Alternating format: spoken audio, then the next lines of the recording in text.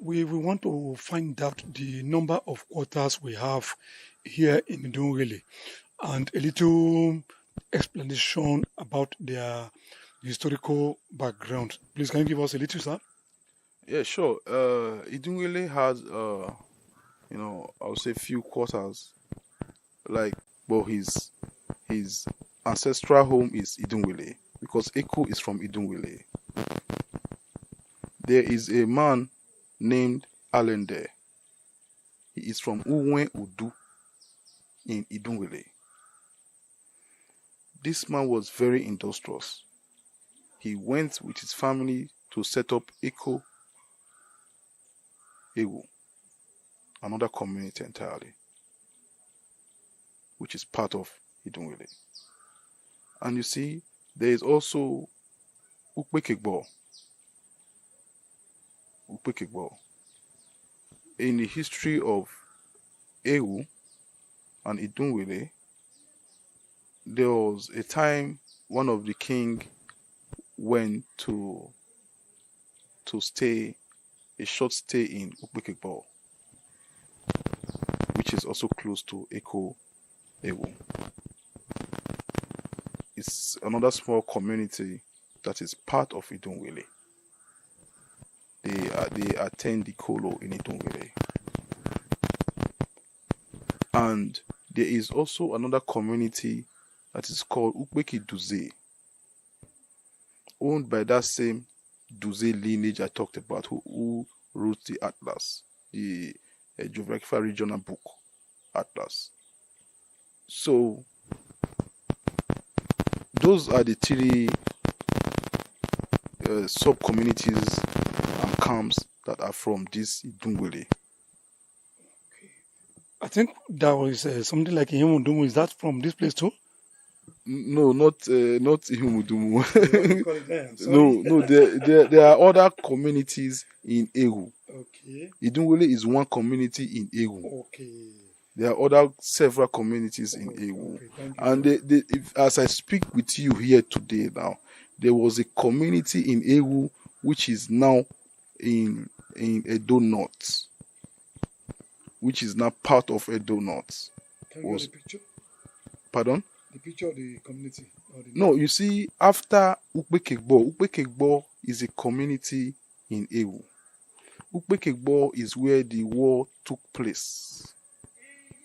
The war that other Esan communities came to Ewu to fight with Ewu people side by side against the Usman Dan Fodio movement to Islamize Esan and its environs all the way to Benin. But it stopped here in Ewu, in that community called Ukpekegbo. They didn't exceed that community because they were victorious, the Esan people. They fought against Islamizing our people. Do you see mosque rampantly in Esan? Have you seen mosque rampantly in Esan? No. No, only in Iroa. That's a story for another day. There is a reason why there is a mosque. The Onoji of Ira, the seat of the Onoji of Ira is a Muslim. There's a reason for that. We can't see everything today. Okay, and the relationship with the Onoji of Ira and the seat of Onoji of Ewu is the reason why the Onoji of Ira and the Onoji of Ewu throne are the only two Muslims out of the 35 lineages in Esan land. We must talk about our history. We must let the people know who we are. You see, Orthodox medicine started like yesterday. But this Ewu was where the real medicine, the Orthodox medicine, generated from. These are rare facts that you cannot get. You know, there's a place called monastery, the Ewu monastery, where they made medicines. You see that environs, that was where the war was fought. So you see Agbede, for instance, Auchi, are merely Muslims. So it's just, I mean, it's a history. If you don't know your history, then you are lost. You don't know where you're heading to. It's a journey. So correct, yeah. It's a journey that you must, be wary of. So if they rewrite Islam history, they rewrite. However, but the actual Islam history is passed from generation to generation. I am the third descendant of Edokpa Yiyi Nosologbo family.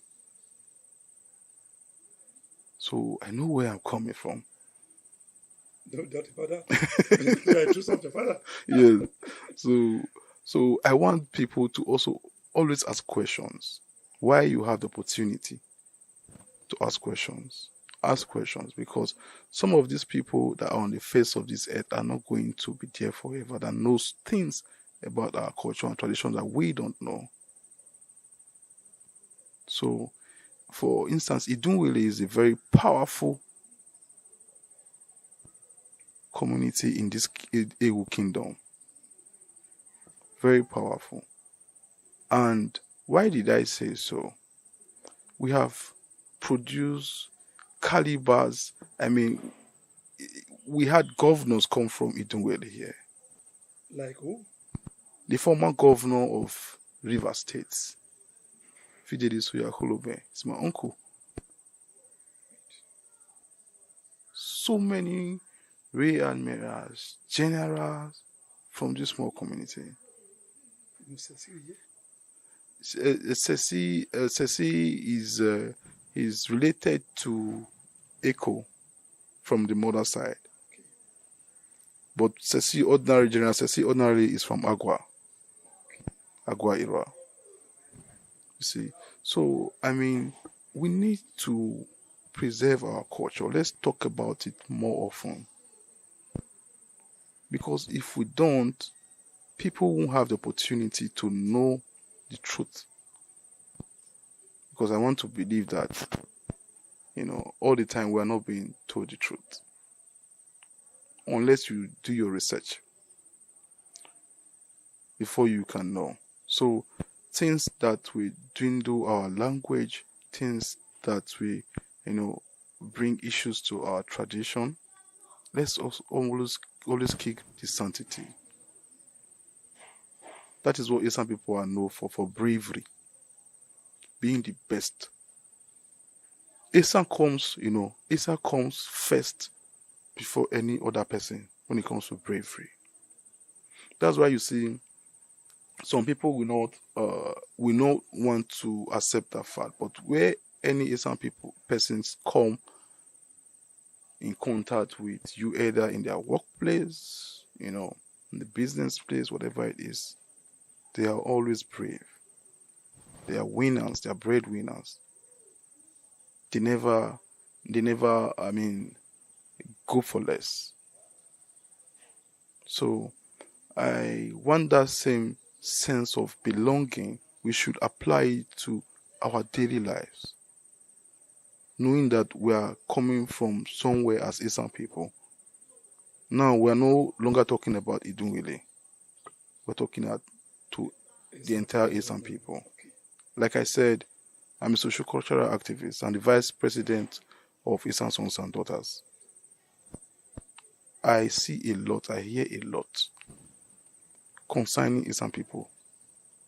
People send me messages. People call me at the middle of the night, 3 a.m., 1 a.m., from all parts of the world. We talk about our culture, how to revive it, how to make it unique, how to make it something that will be easy for people to identify with, because Eastern has been stigmatized for too long. We need to revive, we need to bring out the vibe in Eastern. You cannot come in contact with an Eastern person or Eastern people and not reckon with the fact that Eastern people are great people, very intelligent.